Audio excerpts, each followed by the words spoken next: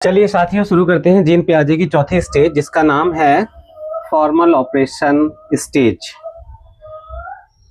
औपचारिक संक्रिया अवस्था। औपचारिक संक्रिया अवस्था, इस अवस्था में हम 4 बिंदुओं पर चर्चा करेंगे, विषय पर बात करेंगे और वो 4 बिंदु यहाँ सामने लिखे हुए हैं। एब्स्ट्रैक्ट थिंकिंग, अमूर्त चिंतन, अमूर्त चिंतन, हाइपोथेटिकल डिडक्टिव रीजनिंग। कई बार हाइपोथेटिको भी लिखा है, अधिकतर किताबों में तो ये लिखा है हाइपोथेटिको। हाइपोथेटिको या हाइपोथेटिकल डिडक्टिव रीजनिंग।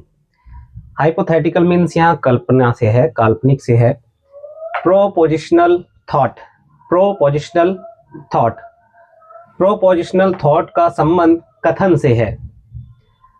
कथन या कुछ पंक्तियां लिखी होती हैं, हमें उन्हीं पर फोकस करके अपने उत्तर पे आना होता है। रिफ्लेक्टिव थिंकिंग, रिफ्लेक्टिव थिंकिंग का अर्थ है कि अपने सोच पर ही हमें चिंता करनी है, हमने जो निर्णय लिया है, फैसला किया है, उस पर फिर से सोचना है। तो ये 4 चीजें हैं जिस पर हम बात करेंगे, जो इसमें फॉर्मल ऑपरेशन स्टेज में आती हैं। इसकी आयु 11 वर्ष से ऊपर है और 11 वर्ष से ऊपर की आयु में बच्चा जो है ये हायर लेवल की थिंकिंग करता है, इसका विकास हो जाता है। तो एब्स्ट्रैक्ट थिंकिंग, अमूर्त चिंतन या अमूर्त विचार, विकास का सिद्धांत भी है मूर्त से अमूर्त की ओर। अब बच्चे के सामने वास्तविक स्थिति ना हो तो भी वह उसकी कल्पना कर सकता है। मूर्त के साथ साथ वह अमूर्त चिंतन में सक्षम हो जाता है और अपने मन ही मन में समस्या का समाधान खोजने का प्रयास करता है और लक्ष्य तक पहुंचता है। इसे ही कहते हैं अमूर्त चिंतन। ऐसे विषयों पर भी विचार करता है जो सामने नहीं होते, जैसे गरीबी है, ईमानदारी है, लोकतंत्र है, जो वास्तविकता में हमें नजर ना आए लेकिन फिर भी हम उस पर विचार कर सकते हैं।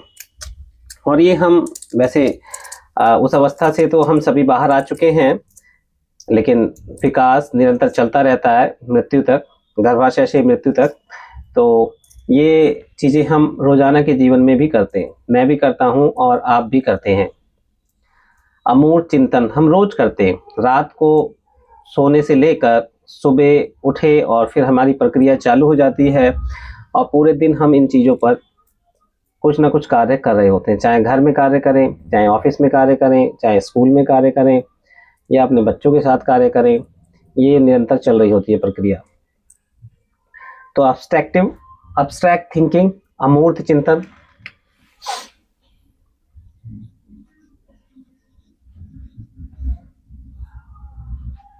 या अमूर्त विचार।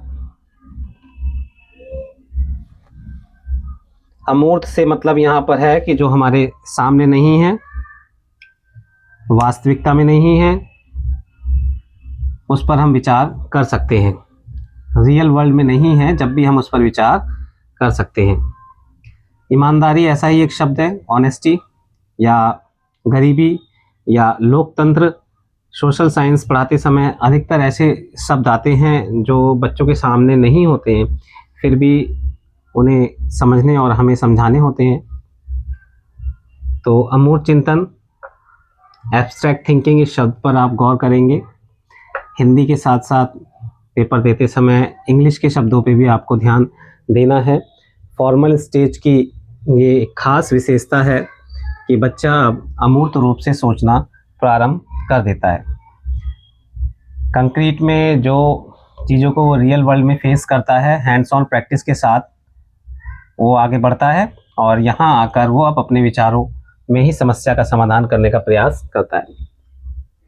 मैथ्स के क्वेश्चंस, साइंस के फार्मूलाज का एप्लीकेशंस माइंड में ही सोच लेता है और ऐसे ही अपने आसपास के स्थितियों को देखकर जब हम उसे सोशल साइंस पढ़ा रहे होते हैं तो वो उसे लिंक कर लेता है। हालांकि वो सामने नहीं है, फिर भी वो अपने दिमाग में उसे लिंक कर लेता है। दूसरी स्थिति है हाइपोथेटिकल डिडक्टिव रीजनिंग। जरा इस पर बात कर लेते हैं, हाइपोथेटिकल पे।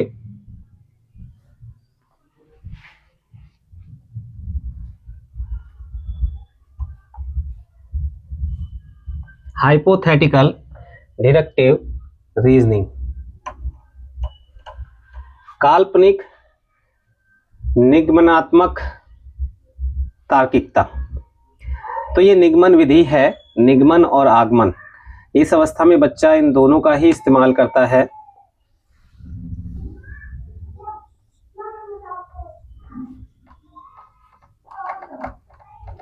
डिडक्टिव और इंडक्टिव।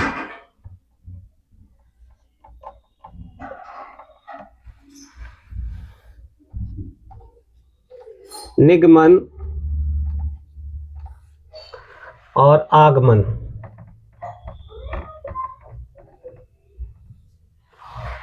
इसे एक बार समझना है और एग्जाम में क्वेश्चन कैसा भी आए तो आपको ये बात समझ में आ जानी चाहिए।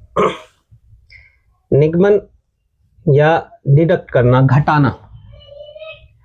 हमें एक समस्या है हमारे सामने और उसके लिए कुछ सामान्य स्थितियां हैं। उन सामान्य स्थितियों के हमें पॉइंट्स हमें पता है कि ये संभावना है, कई संभावनाएं हैं। उन सभी संभावनाओं को हमें विचार करना है और उसमें से बेस्ट वे का चयन करके हमें अपने आंसर तक पहुंचना है।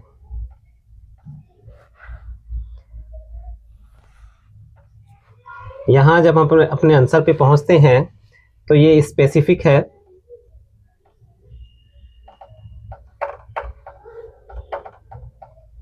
और ये जो ऊपर की चीजें हैं, कई आयाम हैं, कई संभावनाएं हैं जिन पर हम विचार कर रहे हैं, ये जनरल है। जनरल टू स्पेसिफिक, सामान्य से विशिष्ट, सामान्य से विशिष्ट। इसका एक उदाहरण ऐसे ले सकते हैं हाइपोथेटिकल डिडक्टिव रीजनिंग का, कि आपके घर मेहमान आने हैं और आपने ये निर्णय लिया या आपके पेरेंट्स ने निर्णय लिया कि हम समोसे बनाएंगे, घर पे ही बनाएंगे, बाहर से नहीं लाएंगे। अब आप समोसे बनाने के लिए सारे सामान को इकट्ठा कर लेते हैं और उसका प्रोसेस अपनाते हैं, और जब पहला बैच 3 से 4 समोसे निकलते हैं तो आप देखते हैं कि वो सॉफ्ट है, थोड़े कुरकुरे नहीं। फिर से आप रिवाइंड करते हैं कि किस चीज़ की कमी हो सकती है। आटे में थोड़ा तेल और मिलाते हैं, इसे थोड़ा और गूंथते हैं और फिर इसकी लोई बनाते हैं और फिर उसमें मसाला भर के, मसाले में भी थोड़ा बहुत चेंज करते हैं और समोसे बनाते हैं। तो आपके सामने कई स्थिति थी, तो उनमें आप थोड़ा बहुत बदलाव करते करते करते करते आपका मकसद था एक अच्छे समोसे बनाने का, तो आप उन समोसों को बना पाते हैं। यही है हाइपोथेटिकल डिडक्टिव रीजनिंग। दूसरा है इंडक्टिव रीजनिंग। इंडक्टिव रीजनिंग में आप विशिष्ट से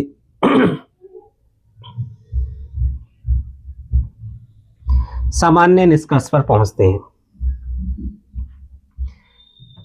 विशिष्ट यानी कि स्पेसिफिक, और जनरल यानी कि ब्रॉड होता है, बड़ा होता है, सामान्य होता है। जनरल बात, सामान्यकरण एक शब्द है जनरलाइजेशन। तो जनरलाइजेशन को आप ऐसे देख सकते हैं कि कुत्तों के 4 पैर होते हैं, कुत्ते के 4 पैर होते हैं, तो सभी कुत्तों के 4 पैर होते हैं, तो ये जनरलाइजेशन बात है। तो ऐसे ही यहाँ स्पेसिफिक विषय होते हैं, उनसे हमें सामान्य निष्कर्ष तक पहुंचना होता है। इसे हम आगमन विधि कहते हैं, इंडक्टिव। तो यहाँ इस बात पर ध्यान दें, या इसको, इस चित्र को दूसरे तरीके से बनाना चाहिए।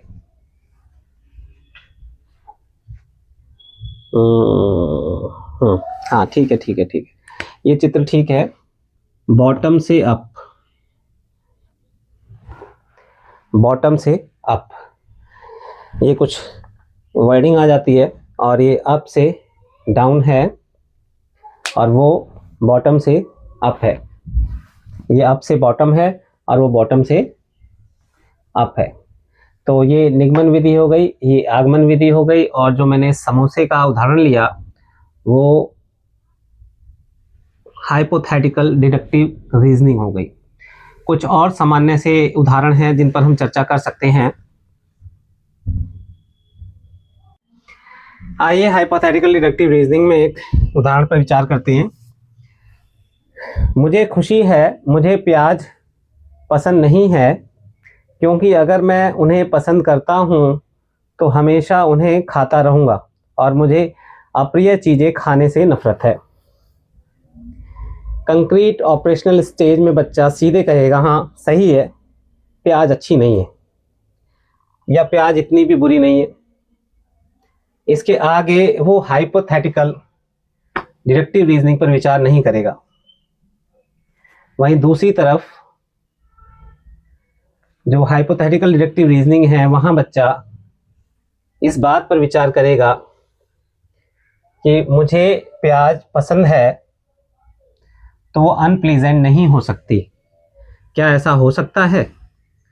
तो क्या है, क्या हो सकता है, इस पर उसका ध्यान होगा, जबकि उसका फोकस कंक्रीट ऑपरेशन स्टेज के बच्चे का सिर्फ इस बात पर होगा कि वो सही है या उसे प्याज का टेस्ट सही नहीं है या फिर प्याज इतनी भी बुरी नहीं है।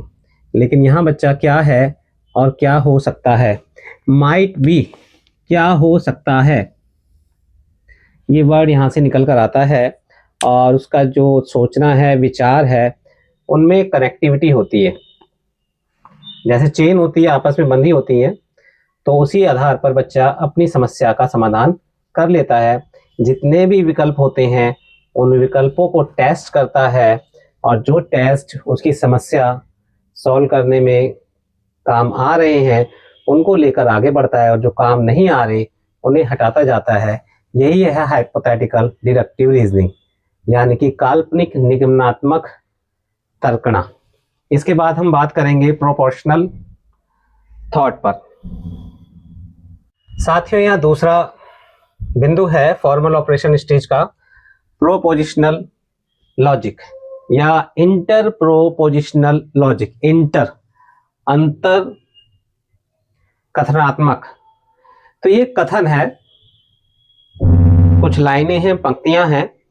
अब देखो ये रियल स्थिति नहीं है, रियल वर्ल्ड की स्थिति नहीं है। कंक्रीट ऑपरेशन स्टेज में तो जो रियल वर्ल्ड है बच्चा उसमें सोचता है, यहाँ उसे इसमें नहीं सोचना रियल वर्ल्ड में। यहाँ जो उसे पंक्ति दी गई है उसके आधार पर ही, चाहे वो सत्य हो या असत्य हो, सत्य भी हो सकती है, असत्य भी हो सकती है, उसके आधार पर उसे निष्कर्ष निकालना है। अगर ये एक लाइन है, देखो यहाँ स्टेटमेंट है, all college students are green, Siya is a college student, therefore Siya is green. तो सिया ग्रीन है, इसीलिए सिया ग्रीन है। सभी कॉलेज छात्र हरे हैं, सिया एक कॉलेज छात्र है, इसीलिए सिया ग्रीन है। या स्टेटमेंट ये भी हो सकता है कि सभी लड़कियां ईर्ष्यालु हैं, सिया एक लड़की है, सिया ईर्ष्यालु है। अब कंक्रीट ऑपरेशन स्टेज का बच्चा all college student are green यहां तक तो समझ लेगा, लेकिन इसके आगे वो अस्वीकार कर देगा, वो मानेगा ही नहीं। लेकिन यहां औपचारिक संक्रिया अवस्था में बच्चा इस प्रोपोजिशनल लॉजिक के आधार पर अपने आंसर तक पहुंच जाएगा। और सीटेट के एग्जाम में प्रोपोजिशनल लॉजिक पूछ भी सकता है या पूछ भी चुका होगा, या फिर इस स्टेटमेंट को, ऐसी एक स्टेटमेंट को देकर उसने पूछा होगा या उसमें क्वेश्चन आया होगा या आ सकता है कि ये किस अवस्था में है। तो आप समझ रहे हैं प्रोपोजिशनल लॉजिक, या इसे इंटर प्रोपोजिशनल लॉजिक, तर्क, अंतर कथनात्मक तर्क भी कह सकते हैं। तो ये कुछ विशेष बिंदु हैं जिन पर आप ध्यान रखेंगे, खासकर इंग्लिश के वर्डों में, क्योंकि हिंदी के कई मीनिंग हैं और इंग्लिश के एग्जैक्ट वर्ड ही इस्तेमाल हुए हैं सारी किताबों में, प्याजे ने किए हैं। वहीं जितनी भी किताबें हैं इंग्लिश में फॉरेन राइटर्स की या इंडियन राइटर्स की, तो वहाँ इन्हीं शब्दों का इस्तेमाल है, कोई बदलाव नहीं है। लेकिन हिंदी में अलग अलग जितनी भी किताबें उठा लो, या तो गूगल से ट्रांसलेटेड हैं या उन्होंने खुद ट्रांसलेट कर रखी हैं, तो उनमें अलग अलग शब्द आए हैं। तो इसीलिए आपको हिंदी के क्वेश्चन के साथ इंग्लिश के शब्द भी देखने हैं। मान लीजिए ये नहीं कि आपको इंग्लिश का क्वेश्चन समझ नहीं आया तो आप ज़बरदस्ती करेंगे, नहीं, आप हिंदी का पढ़िए और हिंदी में जो वर्ड आपको क्लियर नहीं हो रहा है तो एक बार ज़रूर देखिए, और इंग्लिश में शब्द आपको देखने को मिल जा रहे हैं तो वहाँ आप उसे लिंक कीजिए और फिर अपने क्वेश्चन को सॉल्व कीजिए। इसे भी आप एक फॉर्मल ऑपरेशन स्टेज ही कह सकते हैं कि हम अपनी तर्क शक्ति का इस्तेमाल कर रहे हैं और अपनी समस्या का समाधान कर रहे हैं। हमें कई विकल्पों पर, कई जो हमारे सामने विकल्प हैं उन पर फोकस करना है, ना सिर्फ एक पर। एक चीज़ पर फोकस करके हमारे क्वेश्चन सॉल्व नहीं होते, इसीलिए आपको कई विकल्प करने हैं। मान लीजिए सीटेट में सारे क्वेश्चंस करने ही हैं, नेगेटिव मार्किंग नहीं है, तो आप उसमें जो 4 ऑप्शंस हैं, पहले तो क्वेश्चंस को अच्छे से पढ़ेंगे, फिर 4 ऑप्शंस को देखेंगे। 4 ऑप्शंस उस क्वेश्चंस के जो मेन थीम है उससे कौन कौन सा मैच कर रहे हैं, कौन सा मैच नहीं कर रहा है। तो इस तरीके से आपने कभी उसके बारे में नहीं सुना है तो भी आप अपने आंसर तक पहुंच सकते हैं। जो आप जानते हैं उसी से आप अपने आंसर तक आ सकते हैं।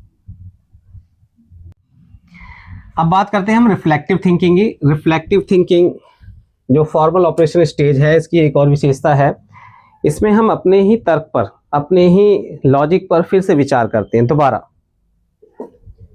और उसमें कमज़ोर पॉइंट्स को या जो वीक स्पॉट्स होते हैं उन पर हमारा फोकस होता है और उसमें गलतियां ढूंढते हैं। ये जो रिफ्लेक्टिव थिंकिंग है हम रोज़ाना करते हैं। जब भी हम कोई काम करते हैं या बाहर इंटरेक्शन करते हैं तो हम देखते हैं, या हमें कहीं प्रॉब्लम आती है और हम उसे फिर से प्रेजेंट करना चाहते हैं किसी के सामने, अपने पेरेंट्स के सामने, अपने कलीग्स के सामने, अपने स्कूल में, तो हम शाम को उस पर विचार करते हैं, क्या मैंने सही कहा, क्या मैंने सही किया, क्या इसमें कुछ गलती हुई है। हम अंदर ही तर्क वितर्क कर रहे होते हैं। मान लीजिए आप किसी से ऊंची आवाज़ में बात कर लेते हैं तो आप उसके अच्छे और बुरे के बारे में सोचते हैं, लॉजिक करते हैं अपने माइंड में। ऐसे ही है रिफ्लेक्टिव थिंकिंग। ये एक स्टूडेंट को और बेहतर बनाती है, उसे एक्सपेरिमेंट्स करने की ओर अग्रसित करती है कि वो एक्सपेरिमेंट करता है, उसमें जो कमज़ोर पॉइंट्स होते हैं, वीक पॉइंट्स होते हैं, एरर्स होती हैं, उनको ढूंढता है और उन्हें ठीक करने का प्रयास करता है और अपने बेहतर रिजल्ट की ओर जाता है। खुद का क्रिटिक हम होते हैं। क्रिटिक मीन्स यहाँ है, मान लो आपने खाना बनाया और खाना बना के आपने जीभ पे रखा, चखा, नमक कम है तो फिर से नमक डाल दिया। तो ऐसा ही होता है। ये जो बुक्स लिखी जाती हैं या फिर रेस्टोरेंट्स में खाना बनता है तो जो क्रिटिक्स होते हैं इनका बड़ा महत्व होता है। वो अपनी मैगजीन में लिखते हैं, टीवी शोज पे बताते हैं, लोग उन्हें सुनते हैं, फिर जाते हैं। तो ऐसे हम अपने क्रिटिक भी होते हैं, उसका मैंने एक उदाहरण यहाँ पर दिया। तो ये रिफ्लेक्टिव थिंकिंग है, ये भी फॉर्मल ऑपरेशन स्टेज की एक महत्वपूर्ण विशेषता है। यहाँ हमने देखो कुछ बातों पर चर्चा की, फिर से बात करते हैं। पहला है एब्स्ट्रैक्ट थिंकिंग, अमूर्त चिंतन। अमूर्त चिंतन क्या है कि कोई चीज़ हमारे सामने वास्तविक रूप से नहीं है, फिर भी उसको अपने दिमाग में हम सोच पा रहे हैं। मैथ्स के जैसे बच्चों से हम कुछ इक्वेशंस पूछते हैं तो इस अवस्था में आके बच्चे उस मैथ की इक्वेशन को अपने दिमाग में ही सॉल्व कर लेते हैं, पेपर पे सॉल्व ना करके दिमाग में ही सॉल्व कर लेते हैं। दूसरा है हाइपोथेटिको या हाइपोथेटिकल। अगर हाइपोथेटिको आता है वो भी ठीक है, हाइपोथेटिकल आता है वो भी ठीक है। डिडक्टिव रीजनिंग यानी कि काल्पनिक निगमनात्मक तर्कना, रीजनिंग, तर्क या लॉजिक। तो उसमें हमें क्या करना है कि सामान्य से विशेष की ओर, डिडक्टिव मीन्स है सामान्य से विशेष की ओर। हमारे पास जितने विकल्प हैं उनको टेस्ट करना है और जो उस टेस्ट में सही नहीं है उसको हटाएंगे, डिडक्ट करेंगे, घटाएंगे और उसमें से बेहतर विकल्प को चुनेंगे और अपनी प्रॉब्लम सॉल्व करेंगे। फिर है प्रोपोजिशनल या इंटर प्रोपोजिशनल लॉजिक या थिंकिंग। इसमें हम कथन या जो पंक्तियां, जो लाइन लिखी हुई हैं उन्हीं के आधार पर हमें अपना उत्तर देना है। और अधिकतर आप देखें कॉम्पिटिटिव एग्जाम में जरूर यहाँ से क्वेश्चंस आते हैं। जो हमारे सामने स्थिति दी गई है, चाहे रिलेशंस के हों, चाहे हमें गोल घेरे में बैठाने के हों, चाहे हमें स्टेटमेंट्स आए कि भाई 6 मित्र हैं और उनमें से एक डॉक्टर है, एक वकील है, एक इंजीनियर है, उसे पेंटिंग करने या उसे इस तरह के जो क्वेश्चन सॉल्व करते हैं तो उसको हम सिस्टमेटिकली स्टेप बाय स्टेप एक आरेख बनाते हैं, उनको अलग अलग क्लासिफाई करते हैं और फिर उससे आंसर हम देते हैं। फिर है रिफ्लेक्टिव थिंकिंग। रिफ्लेक्टिव थिंकिंग में मैंने बात करा कि testing your own thinking, testing your own thinking, अपनी ही सोच को फिर से टेस्ट करना, उसके जो कमजोर पॉइंट्स हैं या स्पोर्ट्स हैं, अपनी गलतियां ढूंढना और अपना क्रिटिक खुद होना, ये कुछ उसकी मुख्य बातें हैं, मैंने यहाँ पर डिस्कस की हैं।